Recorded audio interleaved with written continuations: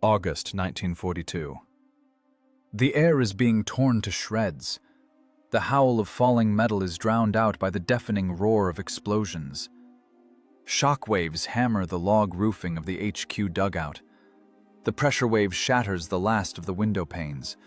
The blast hurls a kerosene lamp onto the dirt floor. Dry earth cascades from the ceiling like a waterfall. Colonel Sokolov of the NKVD doesn't flinch. He leans heavily on the plank table. With a calloused palm, he silently brushes gray lime dust off the unfolded topographic map. Red and blue arrows crisscross the crumpled paper. The situation is crystal clear. Catastrophe is looming.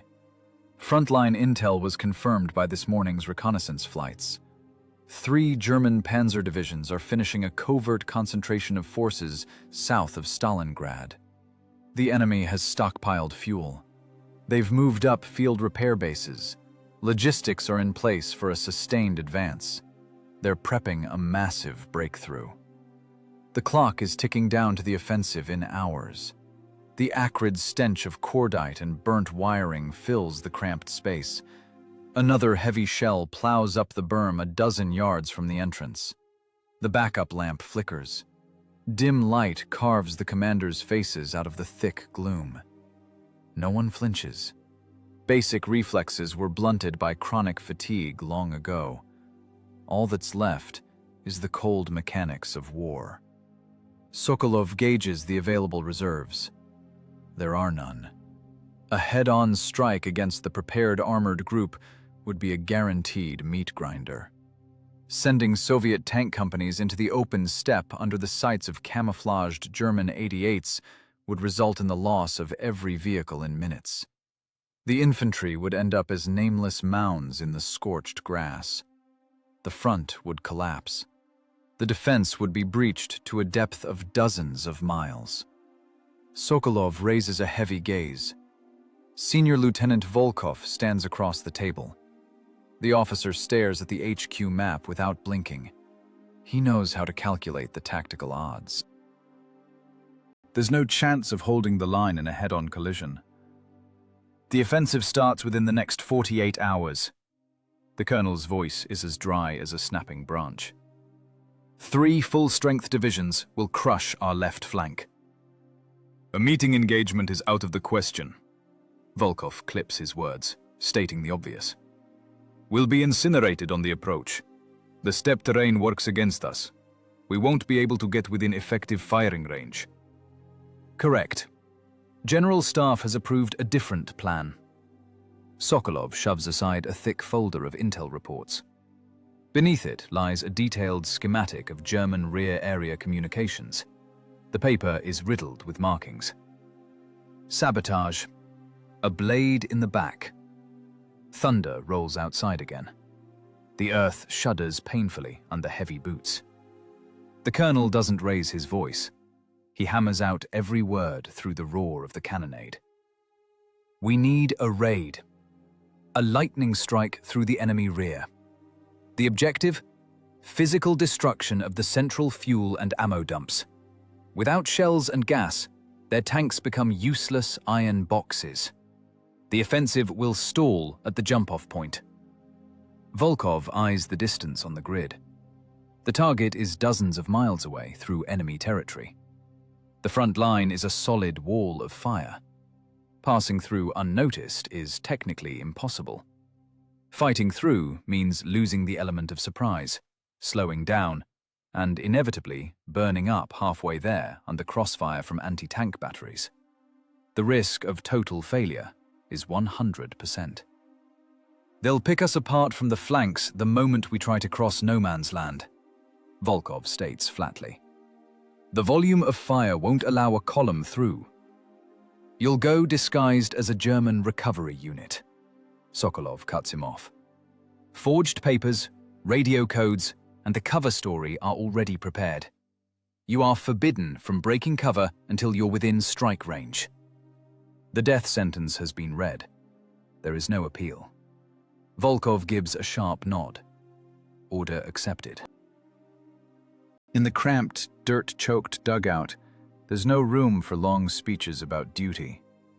Here, heroism is reduced to the cold math of time, fuel range, and human resources. Out of 120 veteran tankers in the independent battalion, exactly 30 men are to be picked. Crews must be urgently filled for 10 disguised vehicles, 30 dead men on leave.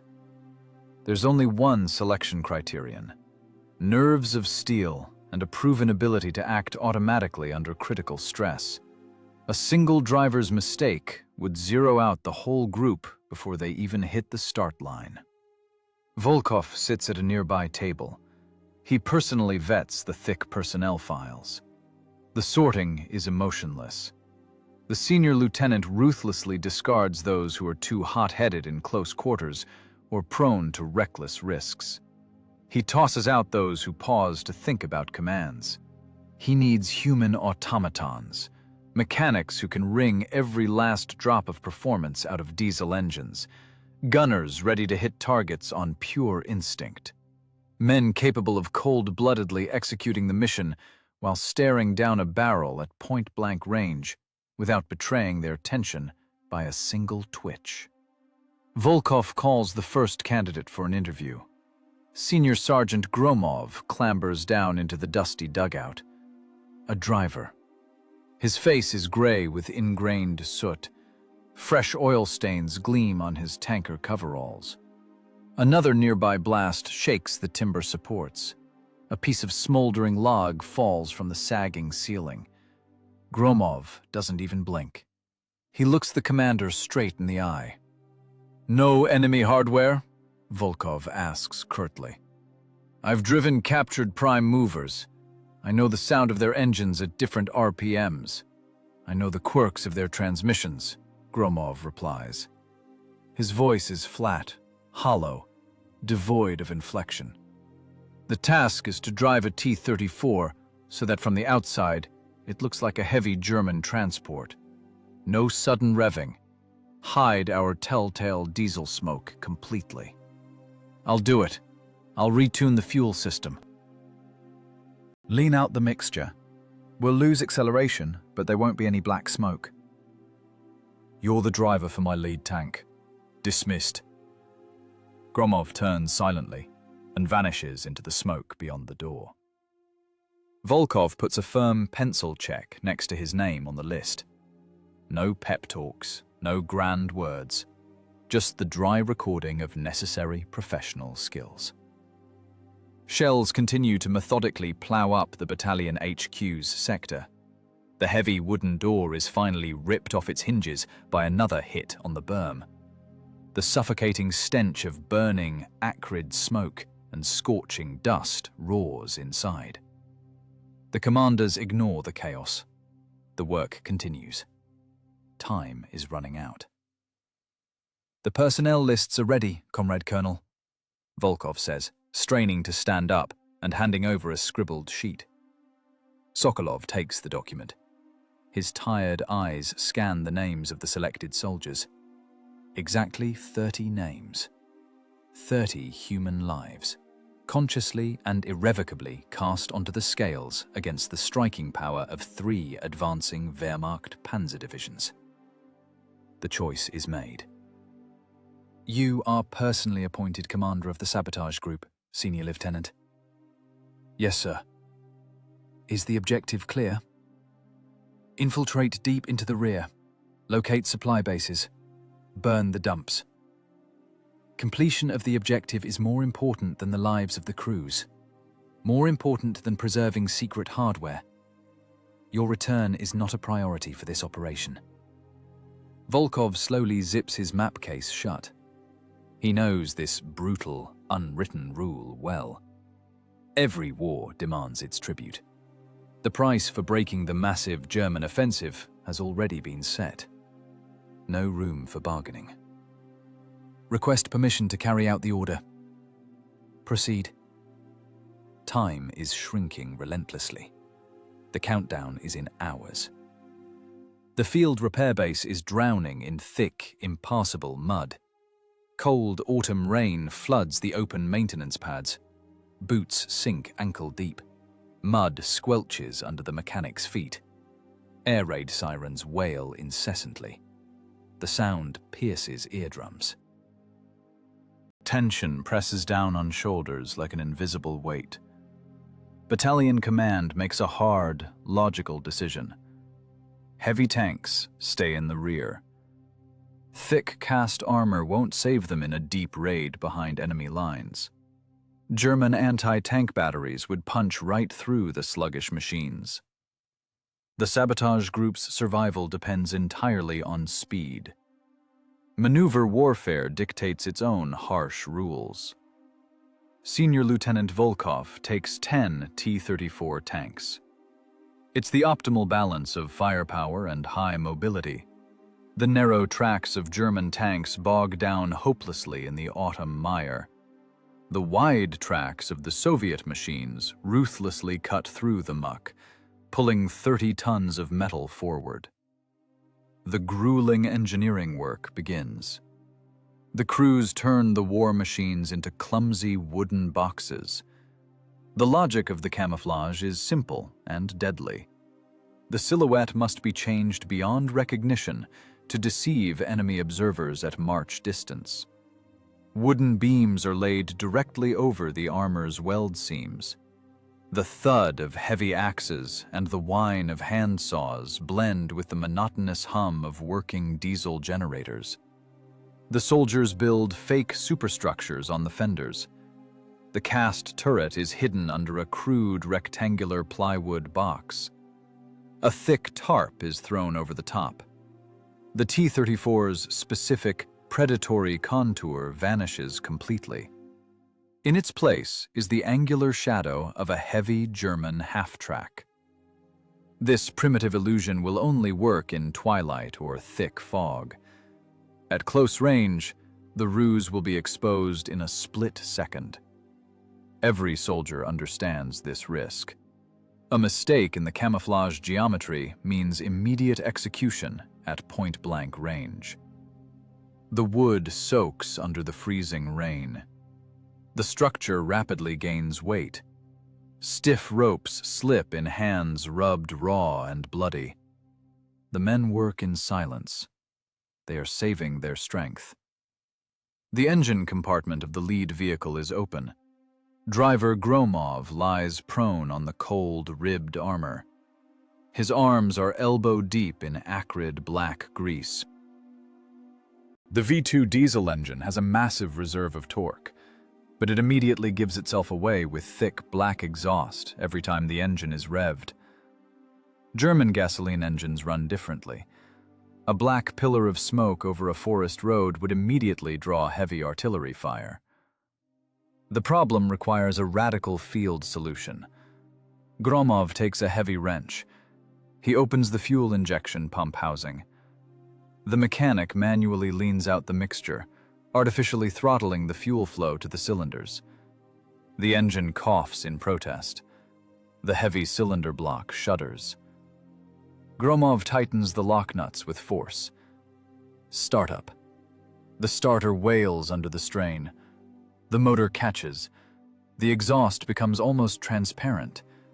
Engine power drops by a quarter. The tank loses its rapid acceleration. The engine will inevitably stall at low RPMs. The risk of stalling at a critical moment increases exponentially. This is the unavoidable price of acoustic stealth. Gromov wipes his hands with a dirty rag. The motor is ready. Inside the turret, Gunner Korshunov is suffocating. The acrid stench of diesel mixes with the stale smell of burnt powder and sour sweat. There is practically no room. The metal breech of the 76mm gun feels unpleasantly cold against his back. Korshunov methodically checks the turret traverse mechanisms. Gun grease thickens in the autumn cold. The hand wheels turn with noticeable effort. The telescopic sight optics are carefully wiped with flannel. Fixed rounds are packed tightly into the side racks. Heavy steel slugs are secured in their sockets. In the coming fight, reload time will be measured in seconds. A miss means guaranteed death for the entire crew. Korshunov practices the movements blindly, over and over. Shell extracted, hard ram into the breech, sharp closure of the block, a metallic click, imaginary recoil, muscle memory honed to a pure reflex. The man merges completely with the steel mechanism of the gun. Grueling practical drills begin. The essence of the sabotage operation is a sudden, knife-like strike from under the fake camouflage. The false wooden frame must fall away instantly. The approved standard is 3 seconds, not a fraction of a second more. The slightest delay will turn the blind tank into a perfect target. The crews take their battle stations. "Drop it!" Volkov's command hits their ears through the static in the headsets. Inside the machine, a sharp yank of the cable follows. The shear pins snap. The heavy, wet tarp slides off the smooth armor. Plywood shields crash into the mud. The turret is immediately cleared for a full traverse. Lift the wet frame again, secure the cables again, drop again. On the 25th repetition, the complex system of the third tank seizes up. A thick, wet rope gets stuck in a homemade wooden guide block. The frame tilts and blocks the tank gun's barrel. "Pull harder!" Volkov bellows. He jumps off the armor straight into a deep puddle. "It's jammed! The knot swelled from the water!" Gromov kicks the support strut with all his might with a heavy jackboot. The blow is dull. The strut creaks threateningly, but holds the structure fast. The tank is completely blinded. The gun is blocked by its own wooden cage. In a real firefight, this means the total destruction of the vehicle. "Cut it!" Volkov rushes to the sloped side. "You don't untie knots in combat. Cut the damn rope!" The dry whistle of a knife follows. The thick, water-soaked rope snaps in half with a crack. Heavy, wet plywood crashes onto the fender. The gun barrel is clear. The stopwatch records 8 seconds. That is unforgivably long. With a delay like that, the platoon is doomed to total annihilation. Nervous tension reaches a breaking point. Another attempt to drop the camouflage is interrupted by a sharp change in the soundscape. The monotonous hum of generators is instantly drowned out by a rising howl from the gray sky. The ragged, low clouds pull apart. German dive bombers are rolling in on the target. The scream of their engines paralyzes the will. The base sirens break into a hysterical, continuous shriek. Quad anti-aircraft machine guns begin to furiously tear at the air with bright tracer bursts. "Air raid! Into the slit trenches!" Volkov's raspy order is instantly swallowed by the deafening, rolling roar of falling metal. A powerful shockwave knocks men off their feet. Dirty earth rears up in massive black pillars. Fountains of clay soar higher than the surviving trees. The crews drop into deep, open trenches, half filled with freezing rainwater. Jagged shrapnel zips with a nasty whistle over heads pressed into the ground. Hot, serrated metal shreds the wet tarp stretched over the tanks. Wooden splinters fly in all directions like lethal shrapnel. Time stops. Every second spent pressed into the wet, cold clay stretches into long hours of agonizing waiting. The earth shudders continuously from nearby heavy blasts. The suffocating smell of detonated TNT chokes the lungs. A dead, ringing silence hangs in the trench, broken only by the heavy, ragged breathing of the survivors. The soldiers understand the main threat looming over them. A single direct hit from an aerial bomb on the disguised column would destroy the results of hours of work. It would blow the secret operation. It would open a direct road for the German panzer divisions to the Volga.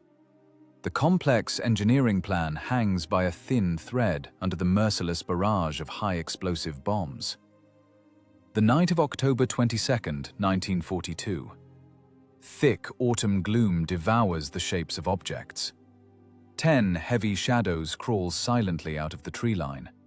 No man's land is a mess churned up by artillery craters. The tank's running gear is working at the limit of wear and tear. Wide track links press scraps of barbed wire into the wet clay. The drivers lead the machines almost blindly. Headlights are off. The vision blocks are smeared with freezing rain. The distance between vehicles is kept to an absolute minimum. The engines are artificially choked by the harsh fuel settings. Pressure in the lines is lowered. Instead of the usual roar of the 38.8-liter V2 tank diesel, only a muffled, low purr is heard. Gromov grips the control levers tight. The stiff metal linkages transmit the multi-ton machine's micro-vibrations directly into his bones. The front line is breached in a blind spot at the junction of two infantry regiments. The column wedges deep into enemy territory. The rain intensifies. Freezing water seeps through the gaps in the wooden superstructures. The camouflage tarp rapidly gains weight. Inside the fighting compartment, the air is unbearably stifling. The acrid stench of diesel mixes with the smell of unwashed bodies and thick gun grease. Radio communication is physically disconnected. Total radio silence. Any transmission would be immediately triangulated by German intercept stations. The lead vehicle rolls onto a dirt road. A sudden, blinding flash of light hits the wet plywood. A powerful searchlight beam carves the angular silhouette of the fake tractor out of the pitch darkness. Ahead is a Feld gendarmerie checkpoint.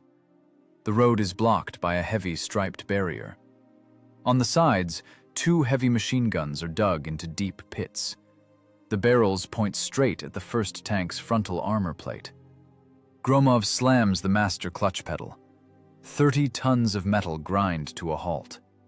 The brake bands screech. A German patrol emerges from a plank shack. 3 men in long, waterproof coats. An officer raises a gloved hand. With a sharp gesture, he demands the engine be shut down. The situation spirals out of control instantly. Shutting down a heavy diesel at low RPMs risks a total failure to restart. Gromov makes a split-second tactical call. He drops the revs to the lowest possible limit. The motor keeps idling. The tank shudders. Senior Lieutenant Volkov sits in the turret. He says nothing. Orders forbid vehicle commanders from making vocal contact. Gromov slowly slides back the heavy steel hatch. Whipping, freezing wind and blinding light hit his face. "Papers! Where are you heading?" The German lieutenant's sharp voice cuts through the rain. "Bergabteilung 3. Heading deep into the rear for damaged hardware." Gromov barks the rehearsed phrase in broken German. His voice sounds hollow. He passes a plastic folder with forged transit papers through the narrow slit. The officer takes the papers. He methodically studies the stamps by flashlight. Seconds stretch into eternity. Inside the third tank, Gunner Korshunov silently clicks the safety off his DT machine gun. The sharp, metallic snap hits the eardrums. His thumb rests on the trigger. The 63-round drum is locked in. If the German raises the alarm, Korshunov will shred him through the plywood. The crews of all 10 machines simultaneously prepare to open a blistering crossfire. There is no room for error. The German returns the papers to Gromov. He takes a short step back. But instead of ordering the barrier raised, the lieutenant walks slowly along the stationary column. He suspiciously inspects the soaked tarp. The searchlight beam glides over the wooden sides. The German suddenly stops near the third tank. An uneven seam on a swollen shield. Too wide a track link under the camouflage screen. The officer unslings his submachine gun. He slams the heavy buttstock against the side with force. A dull thud of wet plywood rings out instead of the sharp clang of armored steel. Time freezes. Inside the third tank, Korshunov grips the machine gun handle until his knuckles turn white. The black barrel is aimed exactly at the German's chest through the wooden barrier. The distance, half a yard of empty space and a thin sheet of brittle wood. The air in the fighting compartment becomes as thick as lead. The column balances on the edge of an abyss. A single shot will blow the operation. The stealth raid will instantly turn into a senseless slaughter. The gendarmes will alert the garrison. 30 men will burn in their locked machines in minutes. The officer raises his weapon for a second strike. Gromov, in the lead vehicle, grinds into gear. He intentionally slams it into first. The tank jerks forward aggressively. The diesel roars under the strain, belching a thick cloud of blue-gray smoke right into the patrolmen's faces. The German recoils from the sudden lurch of the behemoth. His focus is broken. "Move out! Faster!" The lieutenant waves his hand irritably, covering his face with his sleeve against the acrid exhaust. The barrier slowly creeps up. 10 machines, one after another, cross the lit zone. The grueling march begins. 40 miles over roads ravaged by the autumn rains. Speed is kept at the absolute limit of the suspension. The mechanics drive the tanks blind, navigating by dim taillights. The tracks greedily churn the deep mud.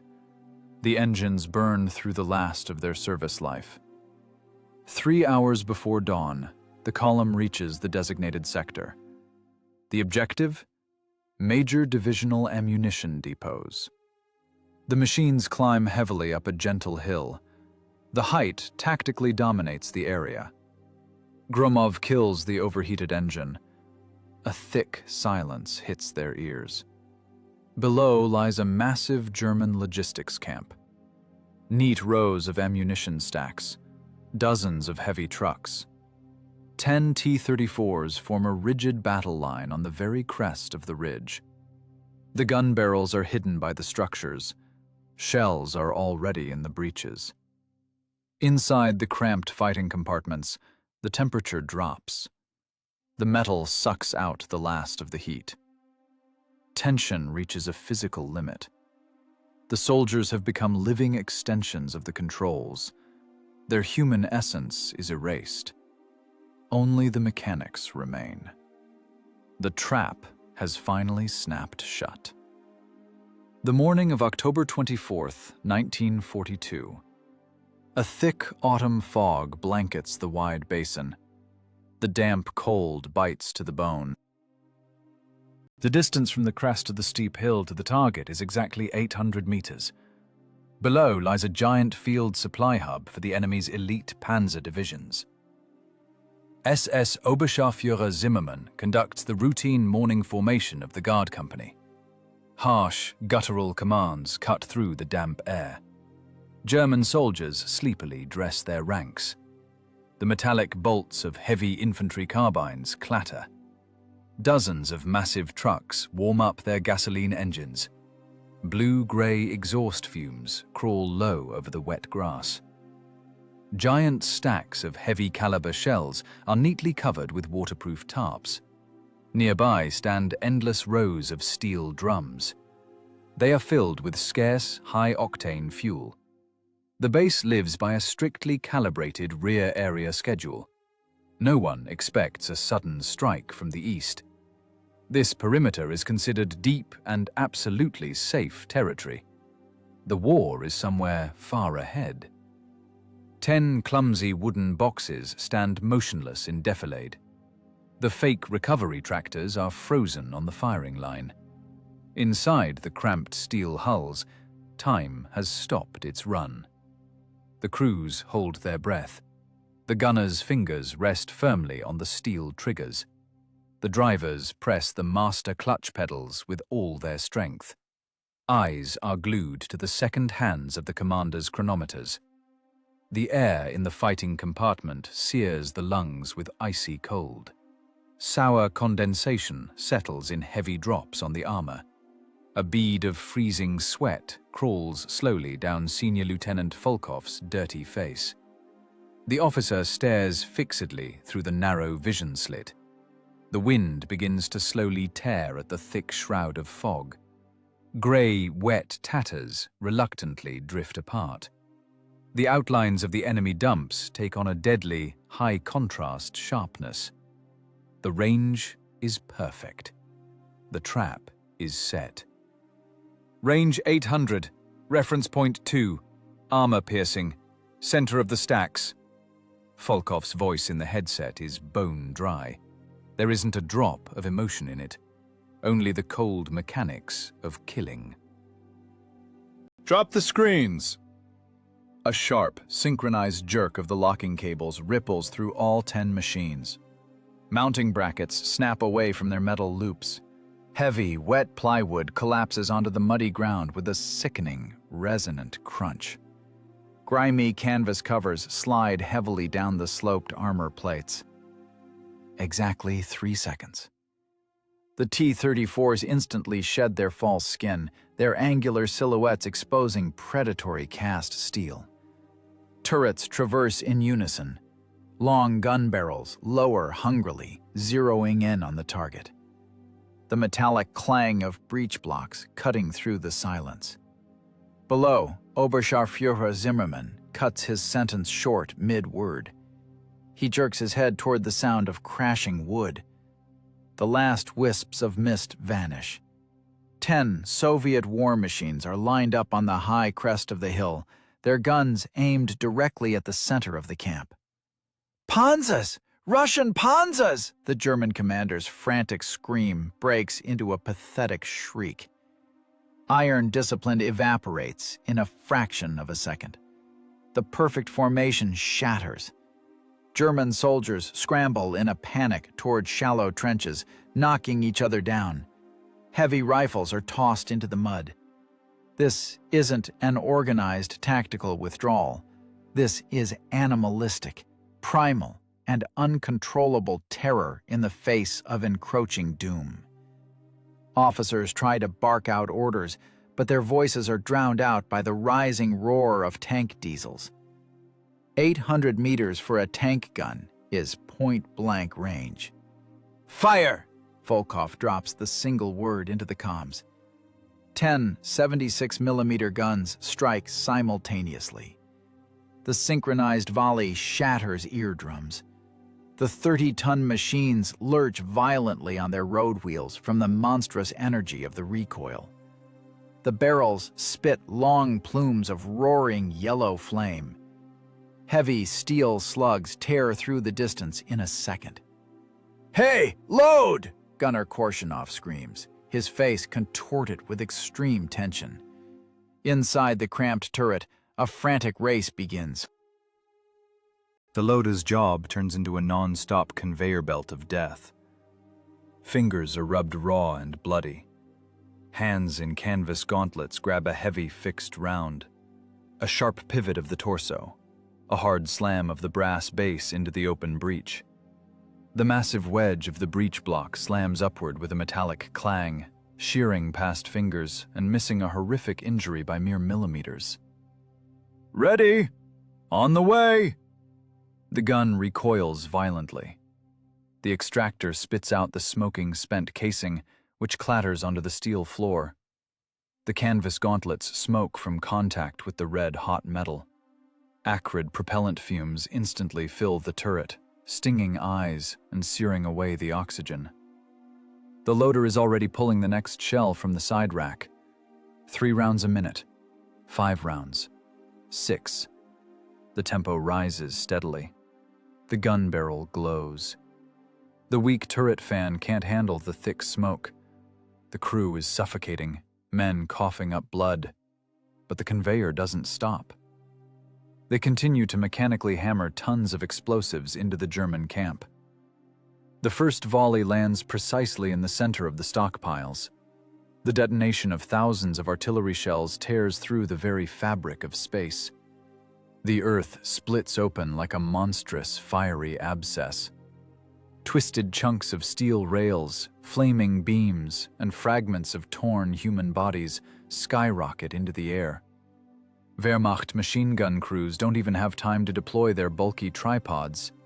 HE frag shells grind them into the dirt before the first shot is fired. The shockwave sweeps away trucks. The next tank volley blankets the fuel stores. Tons of gasoline ignite instantly.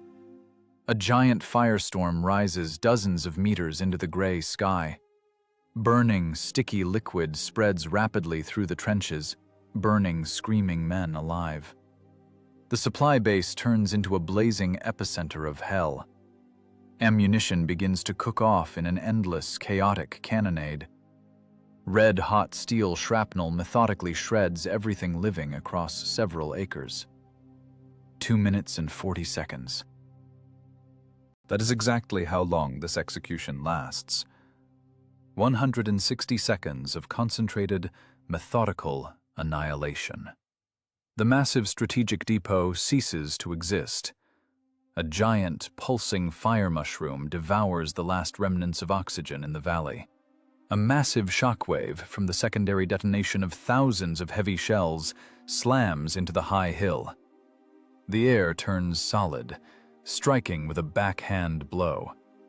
A monstrous physical impact crashes against the frontal armor of the stationary T-34s. The multi-ton tanks shudder painfully. Metal groans in protest. The men inside are thrown with immense force against the hard vision blocks. The ringing in shell-shocked ears completely overrides the roar of the explosions. Mission accomplished. The offensive of the enemy divisions has been derailed by the total destruction of their rear area logistics. But there is no time to process the victory. The giant flames reveal the tank's position for miles around. The fire is already drawing a steel ring of enemy interceptors. The hunt has begun. Surprise is lost forever. The giant, pulsing pillar of black smoke over the destroyed depots serves as a perfect landmark. The German command recovers instantly from the initial paralyzing shock. Field radios explode with hysterical orders. Radio operators tap out messages in plain text, completely ignoring cipher tables. Direction finders pinpoint the breakthrough square with precision. Wehrmacht mobile reserves are immediately scrambled to intercept the retreating sabotage group. Fast Panzer III and Panzer IV medium tanks tear away from their secondary firing positions, their motors roaring at maximum RPM. Gasoline engines provide high power-to-weight ratios over level ground. Gray wedges of German armor rapidly tighten the encirclement. They have overwhelming numerical superiority, direct radio links, and immediate air support. The saboteurs have nothing left but speed. Commander Volkov makes the only sound engineering decision. Returning over solid ground means certain death under crossfire. The 10 Soviet machines veer sharply off the beaten track. The T-34s plunge at full speed into a treacherous autumn swamp. The boggy ground instantly swallows the heavy tracks. A ruthless race for survival begins. This is a direct collision of two irreconcilable design schools. The German machines were built for perfect European roads. The Soviet tanks were born for this impassable muck. The T-34's wide tracks distribute its 30-ton weight evenly, keeping ground pressure to a minimum. Massive rubber-rimmed road wheels mercilessly grind down the rotten trunks of fallen trees, stomping them into the viscous mire. The powerful diesels choke on the thick sludge, but relentlessly pull the steel hulls forward. Behind them, a threatening clatter grows louder. The German pursuers burst onto the edge of the swamp. The enemy is blinded by rage and refuses to let the prey escape. The lead vehicle commanders order the pursuit to continue, a fatal mistake that costs them their lives. The gray tanks fly into the bog with a short burst of speed, but their narrow tracks cannot handle the physics of the terrain. Physics is absolutely merciless. The multi-ton machines instantly sink into the cold, liquid mud up to their fenders. Weak gasoline engines howl strainingly at maximum revs, overheating and spitting out clouds of blue smoke. Smooth tracks spin uselessly against the slick clay, instantly clogging with mud and burying the heavy armor even deeper into the death trap. The German counterattack founders in the primordial filth. "They're stuck! The Germans are bogging down!" Gunner Korshunov's voice rasps through the intercom. "Machine guns! Fire! Don't slow down!" Volkov barks. The turrets of the retreating T-34s traverse backward in unison while on the move. Twin 7.62mm Degtyaryov machine guns spit out long, continuous bursts. Lead lashes mercilessly across the trapped German armor. Armor-piercing incendiary rounds punch through vision slits. Enemy tankers frantically try to abandon their sinking steel boxes, but bullets stitch through their bodies. Blood mixes with the black swamp water. The Soviet machines don't even slacken their pace. They skip across the death trap, expertly utilizing the massive kinetic momentum of their heavy hulls. Victory seems close, but the mire always takes its mandatory toll. The sixth machine is running at redline RPM.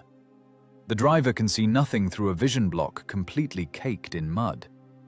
He drives the tank absolutely blind, orienting himself only by the silhouette of the comrade ahead. Beneath a thick layer of dark peat water hides a massive granite boulder. An impact of terrifying destructive force jolts the T-34. 30 tons of steel at 30 kilometers per hour slam into the monolithic obstacle.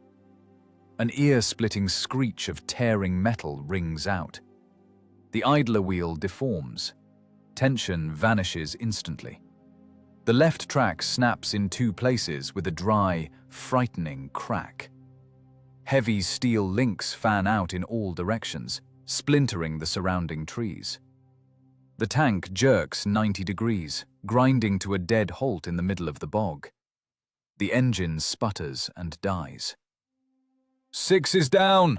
Tracks shredded!" Gromov shouts, hauling his own machine's levers to a stop. The stuck tank instantly becomes a stationary target. The surviving German crews on the solid shore feverishly traverse their guns. The first armor-piercing shell passes over the turret of number 6 with a sickening howl. Death grants a reprieve of only a few long seconds. There is simply no time for repairs. A heavy track thrown in a deep swamp cannot be remounted, even with the efforts of the entire platoon. "Abandon the vehicle! Rig it to blow!" Volkov's order leaves no other options. The crew of the 6th tank works with frightening, icy automation. Heavy steel hatches flip open. 4 soldiers scramble out of the crippled machine's gut, one after another. The tank commander methodically tosses a bundle of anti-tank grenades with pulled pins onto the HE shell rack. He rolls over the sloped side last. The muddy water around them boils from dense German machine gun bursts. The 5th machine slows for a fraction of a second, riskily exposing its right flank to the fire. "Grab on!" they yell from the wet armor. The tankers from number 6 leap onto the slick steel of the passing T-34 at full speed. Fingers tear away fingernails, desperately clawing at the welded infantry handrails. The driver of the 5th machine guns the throttle. The tank lunges forward with a strained roar, pulling out from under the deadly sights. Behind them, a deafening double explosion rings out. The abandoned Soviet machine ceases to exist, turning into a heap of mangled, burning metal. The group continues its bloody withdrawal. There are 9 left. 9 surviving machines burst out of the viscous trap with a prolonged roar. Wide tracks greedily bite into solid ground. Mud flies in heavy clumps from under the massive, rubber-rimmed road wheels. The deadly mire is left behind. Engines howl hoarsely, shedding the weight of the swamp sludge. But the temporary salvation immediately turns into a new, mathematically calculated trap. The German staff knows how to calculate movement vectors. The enemy tactical column has already completed a deep flanking maneuver. At the exit of the forested lowland, a solid wall of steel blocks the path. Dozens of gray, angular silhouettes line up in a tight battle formation. Anti-tank batteries hastily deploy their heavy trails. The distance is closing rapidly. A direct confrontation in the open will result in the immediate execution of the entire surviving sabotage group. Dense crossfire will rip through the thin side armor in seconds. The exhausted crews won't even have time to traverse their turrets. A hard screen is needed, a conscious sacrifice for the survival of the main group. Volkov instantly assesses the terrain. Icy calculation completely displaces the basic instinct for self-preservation.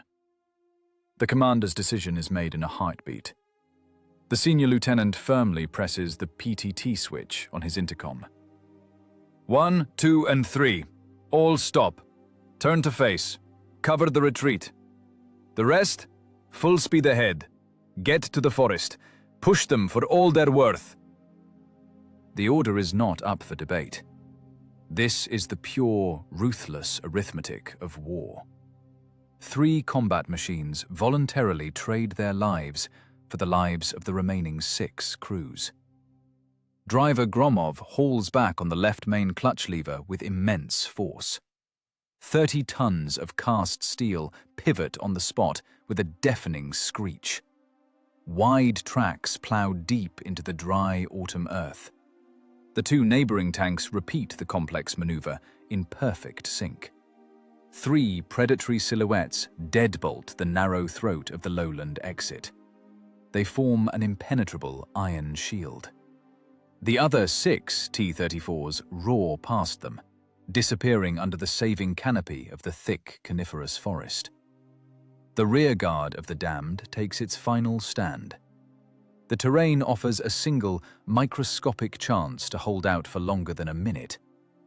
The gentle, scorched hill is scarred by deep, winding gullies and dried-up spring creek beds. Volkov uses the folds of the broken landscape with the cold engineering precision of a professional. The tanks hide their thin, vulnerable flanks deep in the protective earthworks. Only the sloped cast turrets and upper frontal armor plates, set at rational design angles, remain above the surface. This is a classic hull-down firing position. The German armored armada begins a massive wall of fire.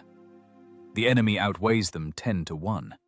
The air is instantly compressed by the dense, continuous thunder. The ground around the 3 frozen tanks immediately boils from heavy artillery impacts. Range 800 meters. Volkov's voice sounds in the headsets as steady as a steel metronome.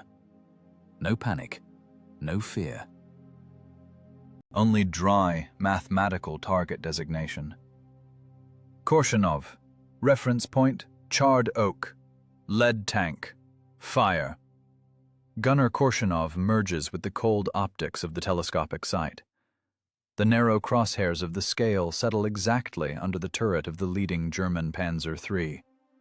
A short, full stop of the multi-ton machine. Fire. The hard recoil of the 76mm gun jolts the cramped fighting compartment. The armor-piercing shell tears through space with a frantic howl. A bright flash on the enemy's gray armor. The enemy tank jerks convulsively and stops, rapidly becoming shrouded in thick, black smoke. "Reverse!" Volkov growls, his eyes glued to the narrow vision slit.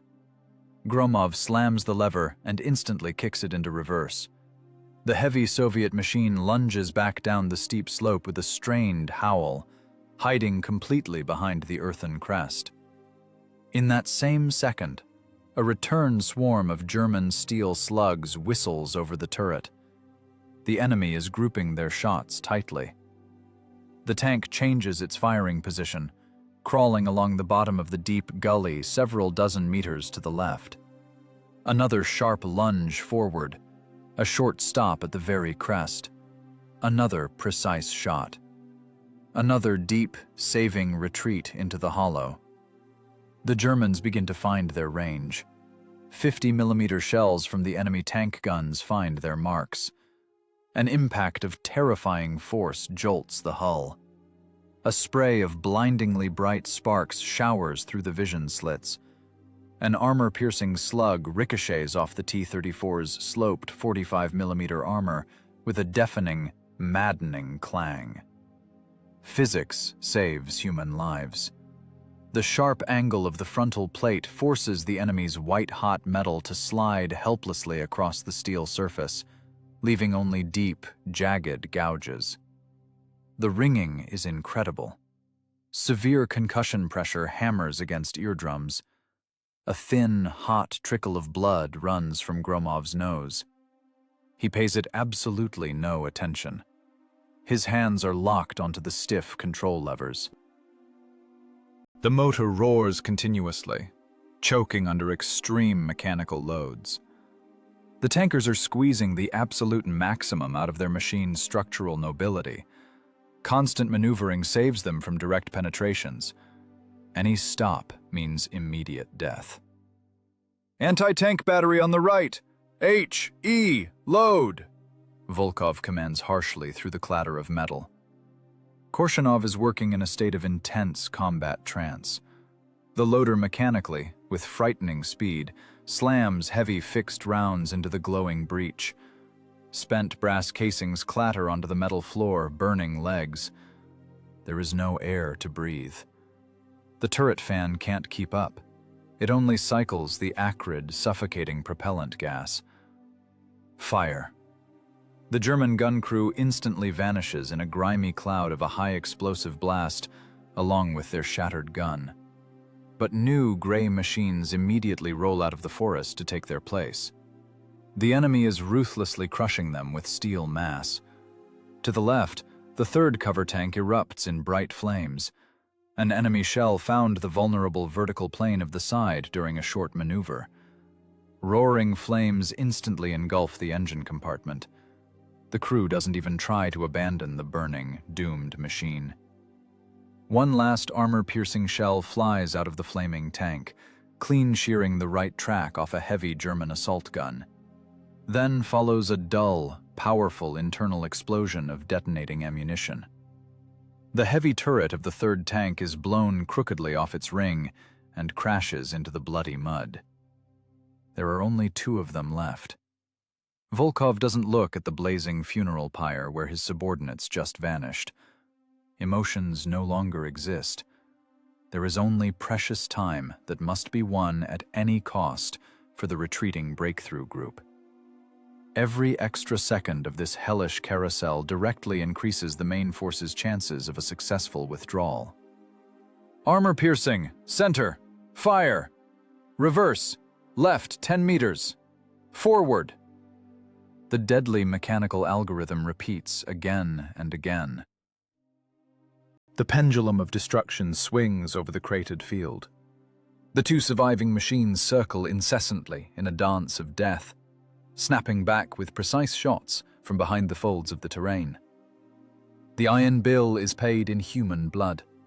The massive German armada is forced to flounder helplessly in place, deploying complex battle formations to guarantee the destruction of the stubborn Soviet rearguard. They are losing critically important minutes. They are losing the momentum of the pursuit. Just 3 tanks have deadlocked the actions of an entire armored battalion. The objective is fully achieved. The withdrawal group gets the necessary strategic window of time. Those remaining are destined to burn to ashes on this nameless ridge. The 6 surviving machines tear up the forest road with their tracks. Speed remains the only tool for survival. The return trip turns into a ruthless hunt, where the roles of prey and predator are fused into one. Engines spit out thick black oil through seals worn to the limit. The motors growl at the absolute edge of their technical lifespan. Inside the white-hot steel boxes, men are slowly losing their minds from total physical exhaustion. The air is thick with acrid carbon monoxide, burned insulation, and blood from eardrums burst by pressure spikes. There is physically nothing to breathe. The limited oxygen was long ago scorched away by propellant gases and heavy breathing. The drivers stomp on the stiff main clutch pedals with unresponsive legs cramped by severe spasms. Hands have fused to the red-hot steel control levers. Motor skills are shattered. Bodies are working solely on residual reflexes. The sky above the pine tops tears apart with a crack. The air begins to vibrate with a heavy drone. Low-flying German dive bombers comb the forest massif with a terrifying, howling sound. Enemy aviation is methodically tightening the interception ring. Heavy HE bombs tear up the frozen earth behind the retreating column. Powerful shockwaves shove the multi-ton tanks hard against their rear armor plates. Every near miss takes what's left of their shell-shocked hearing. The column bursts onto a wide forest clearing at maximum RPM. An ambush has been organized by the enemy with cold, tactical perfection. A Wehrmacht anti-tank battery is perfectly camouflaged on the opposite edge. Heavy 75mm guns fire point blank. The volleys merge into one continuous, deafening crackle. A heavy armor-piercing slug punches through the side armor of the second machine with a sickening screech. 45mm of Soviet rolled steel cannot withstand the concentrated kinetic impact from 100 meters. The German shell punches through the cramped fighting compartment. White, hot metal bursts inside. The ammunition stowed in the side racks detonates. Death is instantaneous. No screams over the intercom. No desperate attempts to open jammed hatches. The heavy cast turret is ripped off its ring by monstrous internal pressure. The multi-ton piece of steel flies into the air and crashes back down directly onto the track-scarred forest road. The mangled hulk of the tank instantly turns into a roaring firebrand. The crew evaporates in the blinding white flame. The remaining 5 machines don't slacken their pace for a fraction of a second. Any braking means immediate collective death under aimed fire. "Don't stop. Crush them," the lead tank commander rasps into his throat mic. His voice breaks from a hoarse whisper into a frantic, animalistic scream. "Full speed ahead!" The drivers squeeze the last revs out of the dying diesels. The Soviet tanks roar directly at the positions of the artillery battery.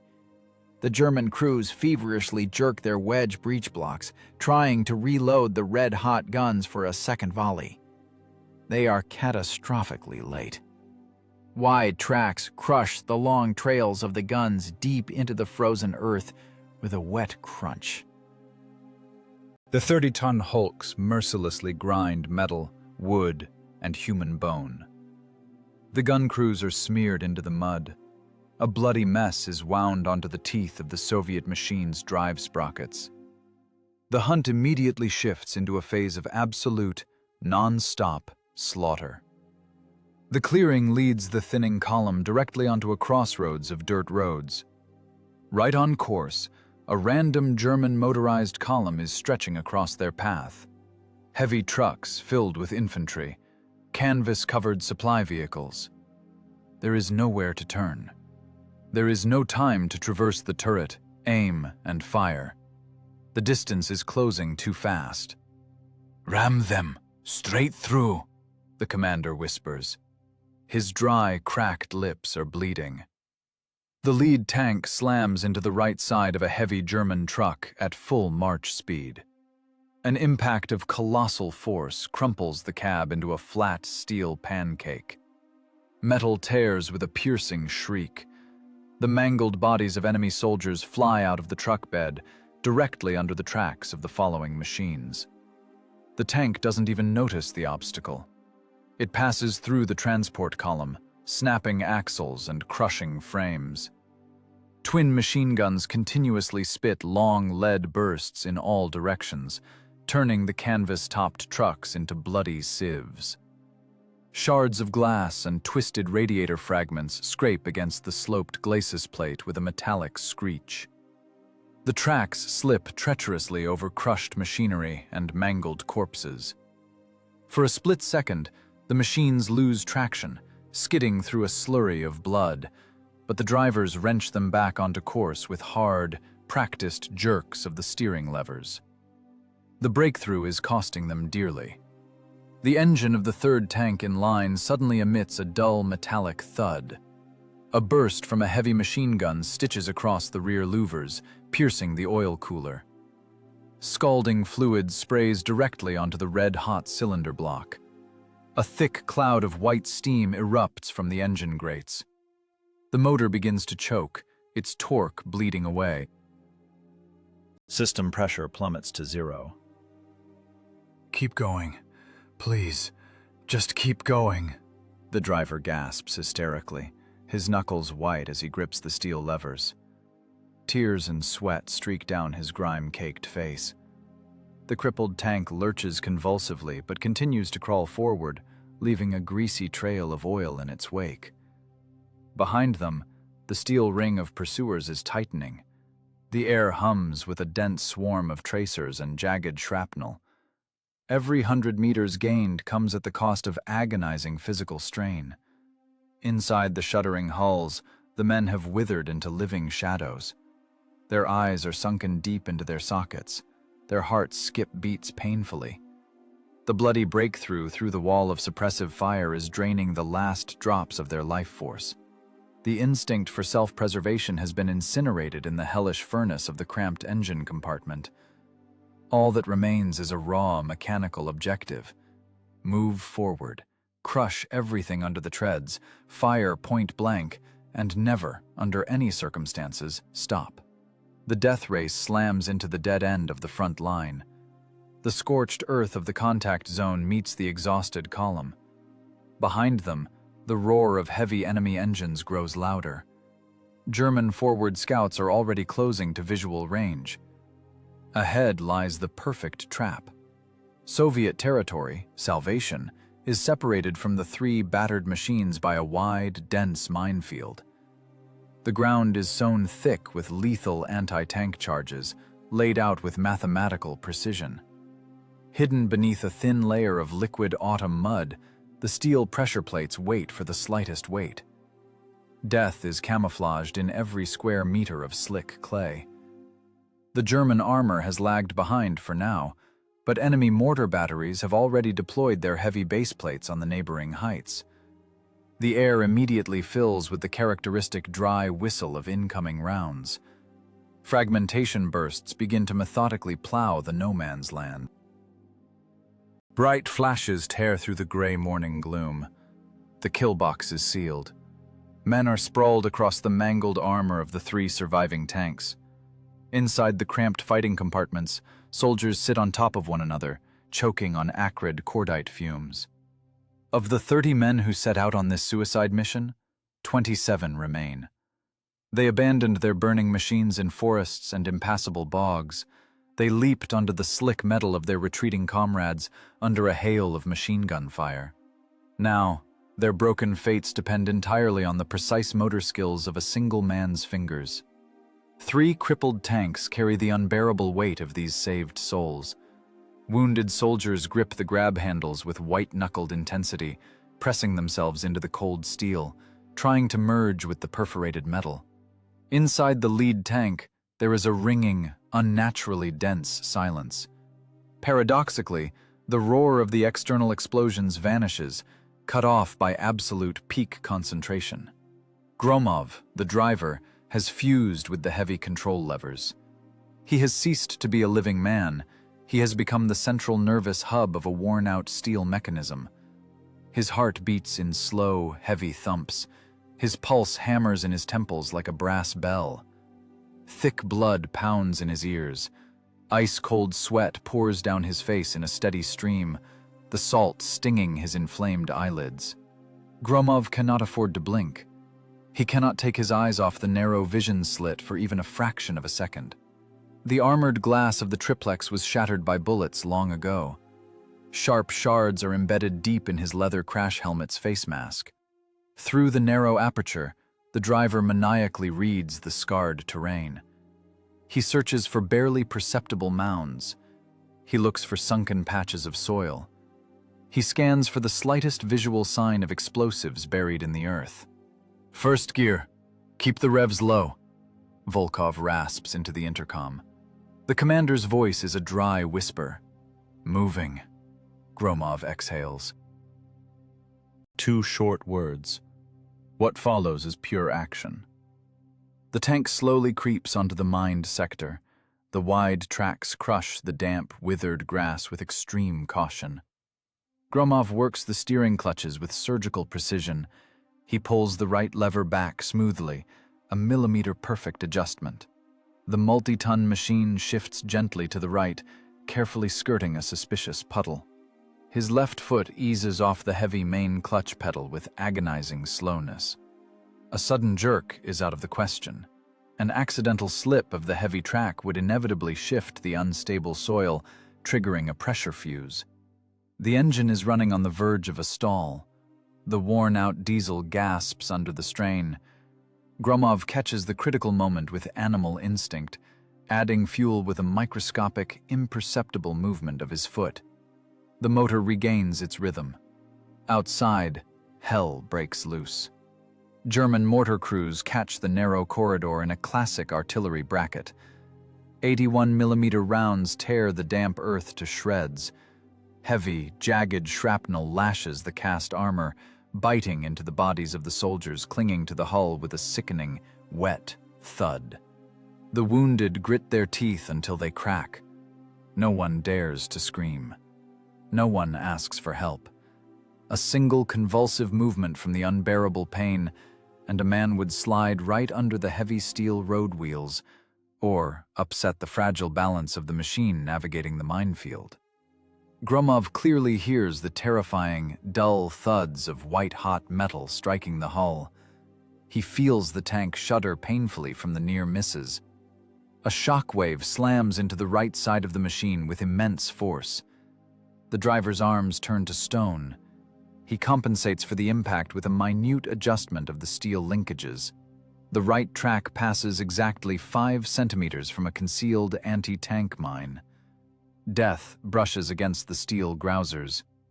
There is nothing left to breathe inside the tank. The remaining oxygen has been incinerated. Gromov gasps for air, gulping down suffocating powder gases. His throat tightens in a painful spasm. "Right, more to the right. Stay in the tracks," Volkov whispers directly into the driver's headset. Through the commander's panoramic sight, Volkov sees a narrow, winding path of safety. He guides the heavy machine solely with his raspy voice. Gromov obeys the commands implicitly. Cause, a short order. Action, a smooth pull of a steel lever. Effect, the tank safely clears another hidden charge. His exhausted brain registers only this rigid chain of events. The pain in his calves, locked in brutal cramps, becomes truly unbearable. His muscles burn with a primal fire. The driver bites down hard on his lower lip. Hot blood runs down his chin, a warm, metallic taste filling his parched mouth. The sharp pain clears his head, forcing his numb hands to keep working. The second tank follows exactly in his tracks. The third machine brings up the rear of the procession of the damned. The distance between them is minimal. A mistake by the first will kill everyone instantly. A mistake by the one behind will destroy the column in a catastrophic explosion to the exposed rear. The rounds fall closer and more frequently. The sparse hail of shrapnel turns into a solid deluge of steel. The earth literally boils around the steel tracks. Another explosion erupts right in front of the lead tank's nose. A massive geyser of dirty water, frozen clay, and stones collapses onto the sloped glacis plate. The narrow vision slit is completely plastered with thick mud. Gromov is now flying blind. The tank continues its stubborn crawl. Stopping in a minefield under heavy fire is a guaranteed execution. Straight! Don't drift! Not a single millimeter! Volkov's desperate shout hammers against his eardrums. Gromov locks the levers in neutral. He steers the 30-ton blind machine purely by internal muscle memory. He counts the heavy revolutions of the drive sprocket in his head. 1 second. 2 seconds. 3. Time loses all meaning. Space shrinks to the size of 2 worn steel handles. Suddenly the sound changes. The tracks stop miring in the soft, treacherous ground. The wide grousers bite hard into the solid, life-saving gravel of the front-line road. The machine pitches forward sharply and finally breaks out of the kill zone. They broke through. The forward Soviet trenches silently receive the battered armor. The engines cough out clouds of blue smoke and finally fall silent. A ringing, deafening quiet crashes down on the tanker's concussed ears. Of the 30 men, 27 returned. They slide off the perforated, mangled armor slowly, like old men. 3 tanks out of 10 stand on their home soil. The machines are hemorrhaging hot oil and black water. Gromov cannot unclench his hands. His fingers are locked in the rigor mortis of a living, utterly exhausted man. He sits in the dark compartment, reeking of blood and scorched metal, staring blankly at the blood-stained levers. The mission is accomplished. The price has been paid in full. The raid is over. A pale, cold dawn slowly reveals the earth, scarred by heavy explosions. The 3 mangled steel boxes sit motionless behind the line of forward Soviet trenches. Senior Lieutenant Volkov rasps a short command into the intercom. The drivers simultaneously cut the fuel to the cylinders. The heavy tank engines give one last agonizing metallic clang, spit out a puff of blue smoke, and go silent forever. A ringing, unnaturally dense silence slams into their shell-shocked eardrums. This sudden quiet feels 1,000 times louder than the heaviest artillery barrage. The crews kill the engines. The task is done. The men simply sit on the armor, which is soaked in blood and hot fuel oil. They do not celebrate their improbable victory. They have no physical strength left even for a ragged sigh of relief. The realization of duty fulfilled is measured not in joy, but in a hollow, primal emptiness inside their burnt-out shells. At that very moment, dozens of kilometers behind the front line, a German logistical hell is burning out. The elite of the SS Panzer Corps are reaping the horrific harvest of the night's breakthrough. Thick, greasy black smoke blankets the gray autumn sky for miles around, blotting out the rising sun. Giant stockpiles of heavy artillery shells have been reduced to smoldering craters. Thousands of tons of precious synthetic gasoline have soaked into the scorched earth, forming a black, sticky crust. The skeletons of incinerated trucks litter the valley, which has been churned up by explosions. A perfectly constructed rear infrastructure, prepared for a crushing blow over several long weeks, ceased to exist in less than 2 minutes of point-blank tank fire. Inside the surviving reinforced concrete bunker of the command post, absolute, uncontrolled chaos reigns. The pedantic German staff machine has suffered a critical, irreversible failure. High-powered radios continuously spit out panicked reports from the engagement zones. The division commander's face is distorted by a nervous tic. He angrily crumples the morning's report of irrecoverable losses in his trembling fingers. "No fuel. The base is completely destroyed," the duty signals officer says flatly, setting aside his heavy headset. "The strike group is completely immobilized." "Where are the nearest reserve depots?" The elite division commander's voice cracks into a hysterical screech. All burned. The Russians hit the center of the storage zone with pinpoint accuracy. We have exactly half a basic load of 88mm shells left. The heavy tanks are sitting with empty tanks. The order for a large-scale offensive has been issued. General Staff expects an immediate breakthrough of the enemy defenses. A fist in a thick leather glove slams onto the wooden table, snapping pencils. An offensive is physically impossible. We won't move an inch. The armored vehicles will become stationary targets after 10 kilometers of marching. We need time to fully restore the destroyed supply lines. The iron logic of maneuver warfare dictates its ruthless rules. A tank armada without fuel is just a useless heap of dead, cold metal. The armored fist of the massed German offensive has been paralyzed by a single, precise, surgical cut. The forward strike units of the Wehrmacht are frozen at their jump-off points. A hollow, sticky panic grips enemy headquarters at every level. The meticulously planned operation is falling into a bottomless abyss. The collapse of the supply schedule means the inevitable ruin of the entire strategic plan.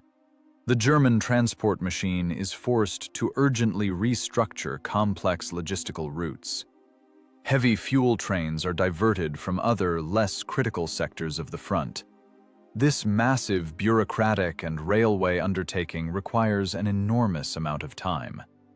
Soviet Army forward reconnaissance patrols immediately record a sharp drop in enemy activity across the entire sector. Signals intelligence confirms total confusion over the enemy airwaves. The enemy is forced into a desperate, highly disadvantageous tactical pause. The mathematical price of this tactical pause is 10 long days. For exactly 10 days, the elite SS Panzer divisions are completely excluded from active combat. They are pinned to the scorched steppe by a critical shortage of diesel, high-grade gasoline, and armor-piercing shells. This 10-day reprieve fundamentally alters the entire architecture of the southern defensive sector. A local, brutally violent suicide raid by a handful of doomed tankers has triggered a massive rescue mechanism on a strategic macro level. The Stavka, the High Command, gains the most priceless resource in any war. They win time. The dry figures of secret staff reports hide living, pulsing human flesh. Deep in the rear, new echelons are being hastily formed. Fresh reserve rifle divisions flow toward the front line in a continuous stream along the steel arteries of the railways. Straight off the grueling march, the infantry bites into the frozen earth with their entrenching tools. Sapper battalions methodically mine every tank-threatened approach, square by square. Artillery regiments confidently take up prepared, hidden positions and expertly coordinate interlocking fields of fire. The defense rapidly thickens. The thin, exhausted front line, worn down by continuous fighting, transforms into a deep-echeloned, lethal monolith. The cold arithmetic of death suddenly shifts into reverse. The cancellation of the massed enemy frontal assault on previously unprepared positions saves the lives of soldiers. 2,000 Soviet infantrymen are not left to rot as torn chunks of meat in the scorched steppe. 2,000 lives are permanently struck from the casualty lists of a massacre that never happened. The troops have time to burrow deep into the protective soil. They have time to string kilometers of barbed wire. They securely cover their sectors with aimed, point-blank machine gun fire.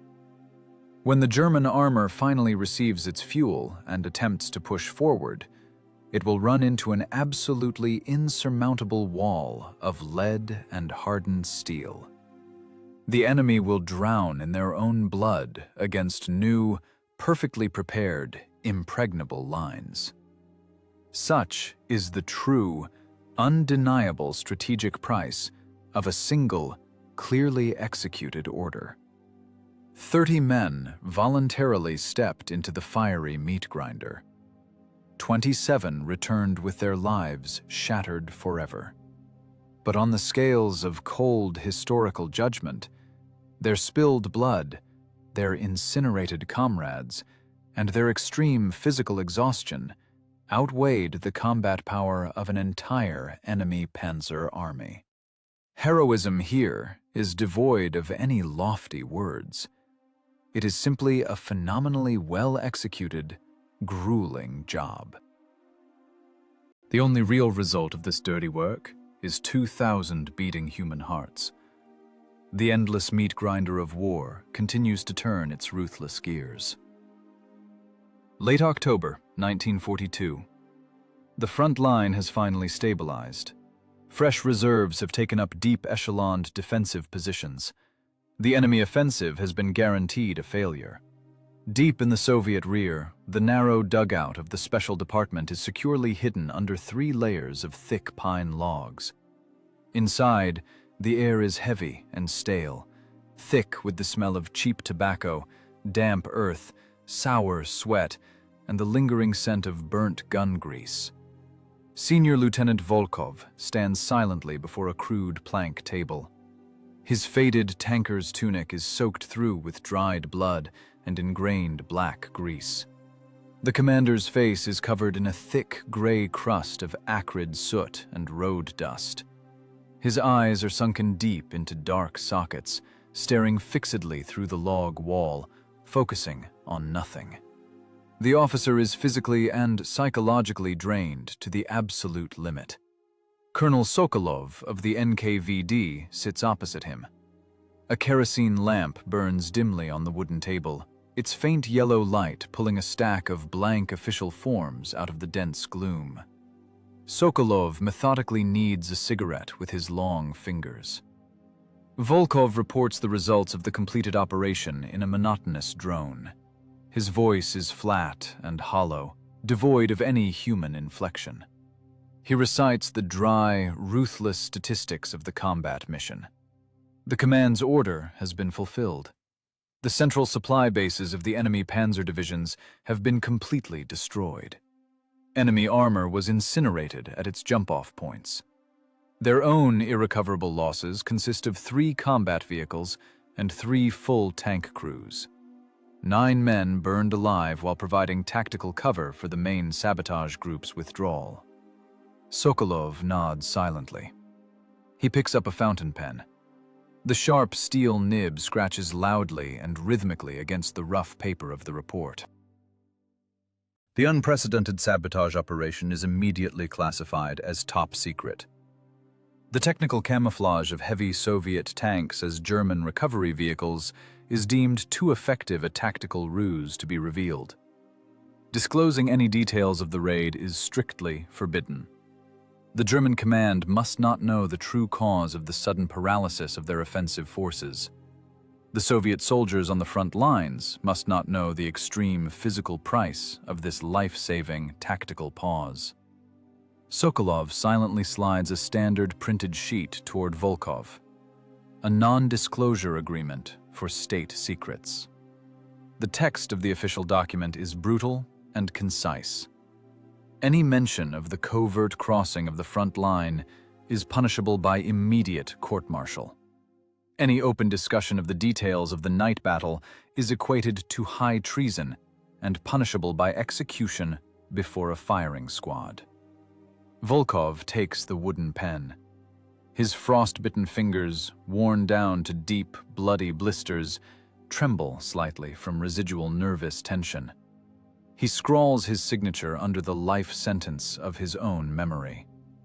Driver Gromov and the other 25 surviving tankers are doing the exact same thing right now in a neighboring cold dugout.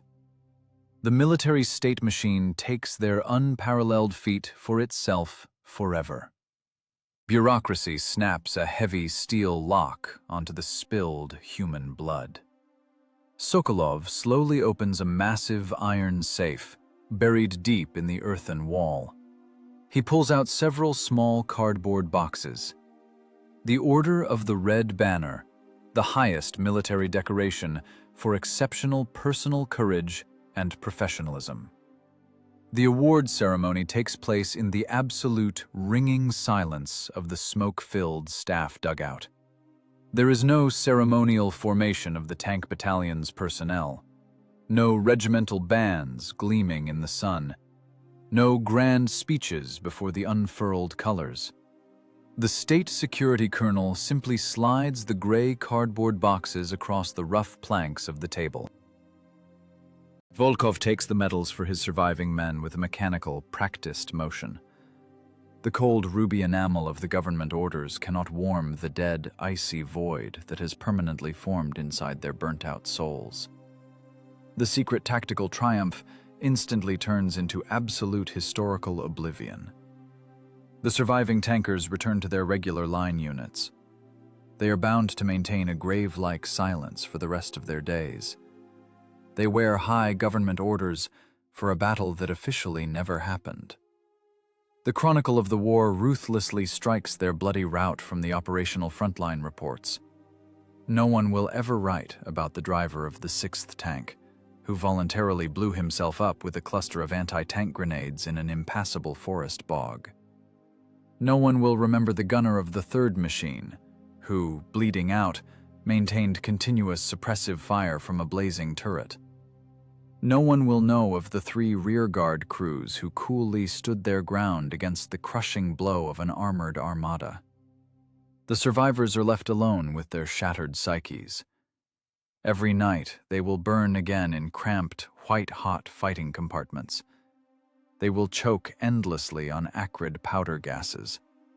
They will forever hear the deafening screech of tearing metal and the piercing screams of comrades burning alive. For the rest of his life, Gromov will wake up in a cold sweat, his hands convulsively gripping invisible, heavy levers.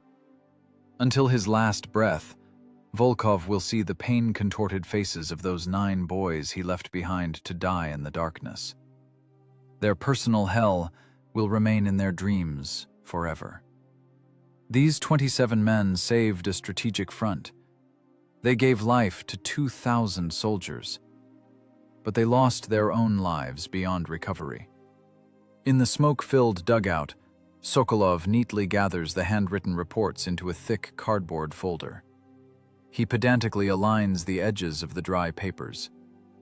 The bureaucrat picks up a heavy rubber stamp. A sharp strike against the inked pad. A dull thud against the yellow cover sheet. The thick red ink soaks permanently into the gray cardboard. A ruthless directive is clearly imprinted on the folder. The colonel places the documents in the bottom drawer of the safe. The heavy door closes with a long metallic clang. The key turns. The complex mechanism securely locks the thick steel bolts.